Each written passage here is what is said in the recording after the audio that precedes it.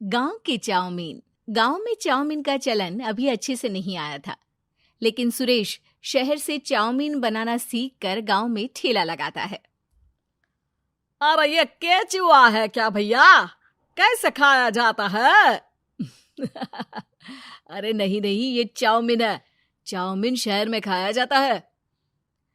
कितने की दे रहे हो सुरेश? 10 रुपए की प्लेट भरकर। तभी वहां शहर से पढ़ा एक लड़का आता है। जरा एक प्लेट चाउमीन तो देना। सुरेश उसे चाउमीन देता है। उसे चाउमीन खाता देख गांव वाले भी उससे चाउमीन ले लेते हैं और खाने लगते हैं। अरे वाह सुरेश भैया, कमाल की बनाए हो। 2 प्लेट मेरे बच्चों के लिए भी पैक कर दो। बस फिर क्या था, सुरेश का ठेला लगता है और चाउमीन खरीदने वालों की लाइन लग जाती है। तभी वहां से गांव का साहूकार होकर गुजरता है। और ये क्या भीड़ लगी है? लगता है झगड़ा हो गया है गांव में। चलूं मैं अभी तो मजे ले लूं। अरे कहाँ है, इतनी भीड़ लगी है यहाँ? लड़ाई हो गई है क्या?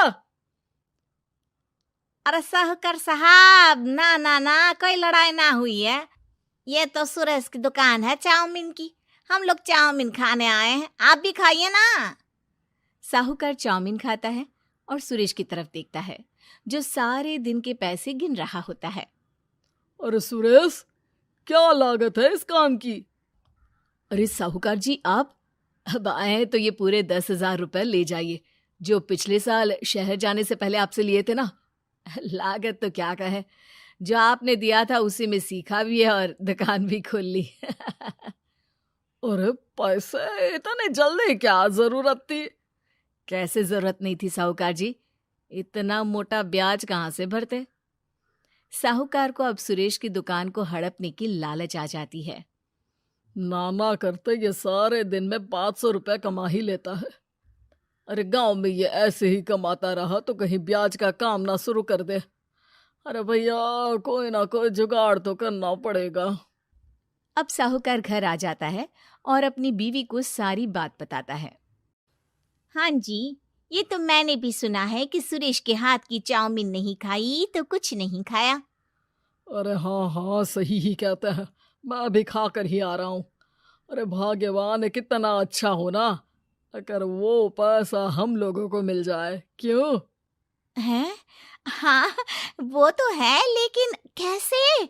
हम लोगों को तो चाउमीन बनाना आता ही नहीं है।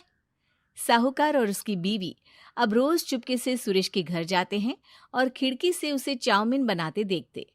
अब क्या था, दोनों को चाउमीन बनाना आ जाता है। फिर एक रोज, और सुरेंद्र, तुझे साहूकारनी ने बुलाया था। बोल रही थी कि बेटे के जन्मदिन में 10 किलो चाउमीन का ऑर्डर देना है। बना दोगे ना? अरे हाँ हाँ साहूकार जी, मैं जरूर बना दूंगा। कब देना है घर में 10 किलो चाउमीन? अरे वो तो तू घर आकर बता कर लेना, मैं नहीं बता पाऊंगा। ठीक है, शाम को काम निपटा कर आ जाता हूँ। सुरेश साहूकार के घर जाता है, लेकिन वहां मियाँ बीवी मिलकर उसे बंधक बना लेते हैं। अरे मुझे क्यों बांध रखा है? मुझे छोड़ दो। आज से तेरा ठेला मैं लगाऊंगा और बहुत सारे पैसे कमाऊंगा। साहूकार एक आदमी को सुरेश की निगरानी में लगा देता है और वहां से चला जाता है।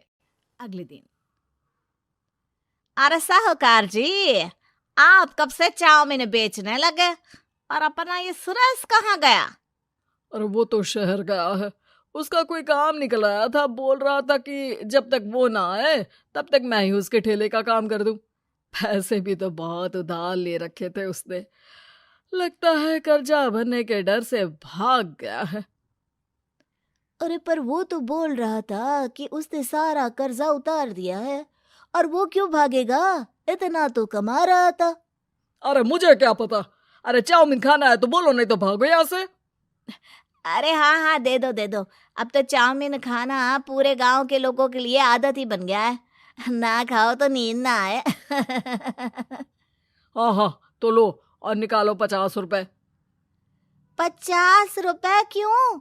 सुरेंद्र तो 10 रुपए में देता था। अरे वो पागल था, मैं थोड़ी ना हूँ। गांव वाले, जिनको चाउमीन की लत लग गई थी, वो करते भी क्या? दे दो और ये लो 50 रुपए। लेकिन फिर साहूकार उन लोगों को प्लेट में थोड़ी सी चाउमीन रख देता है। अरे ये क्या, पैसे 5 गुना ज्यादा और चाउमीन बस इतनी सी। अरे साहूकार साहब, भगवान से तो डरो। बस फिर क्या था, साहूकार की मन मर्जी चलने लग जाती है और गांव वाले करते भी क्या। एक रोज मुझे तो लगता है कि सुरेश को साहूकार ने मार डाला होगा, क्योंकि उसका काम इतना अच्छा चल रहा था, फिर वो क्यों जाता, और वो भी साहूकार के हवाले दुकान करके। ना बाबा ना। अगले रोज भाग्यवान, देखो तो जरा, इस सुरेश भी ना कितना पागल था। जिस काम से वो ज्यादा पैसे बना सकता था, उससे इतने कम पैसे छाप रहा था। 50 रुपए प्लेट में भी गांव वाले खूब खा रहे हैं चाउमीन।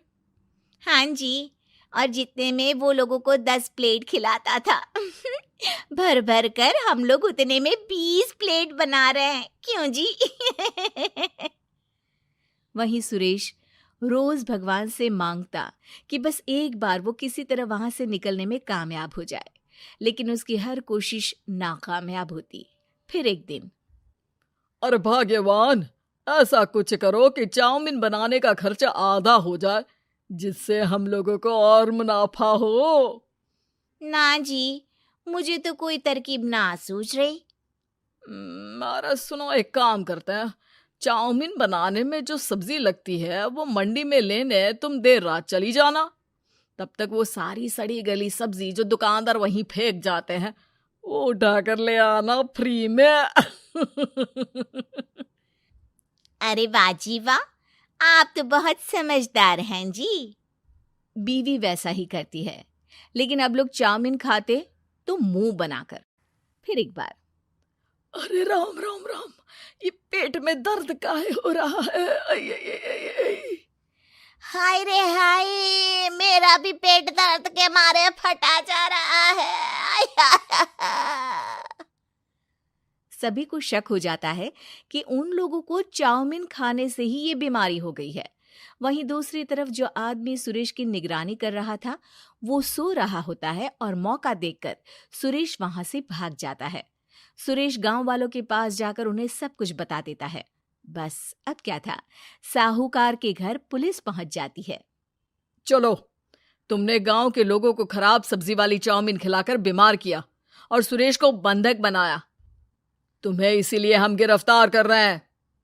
साहूकार को पुलिस ले जाती है और फिर अगले दिन से सुरेश का ठेला गांव के बाजार में लग जाता है, जहां अब पहले से ज्यादा भीड़ होती है।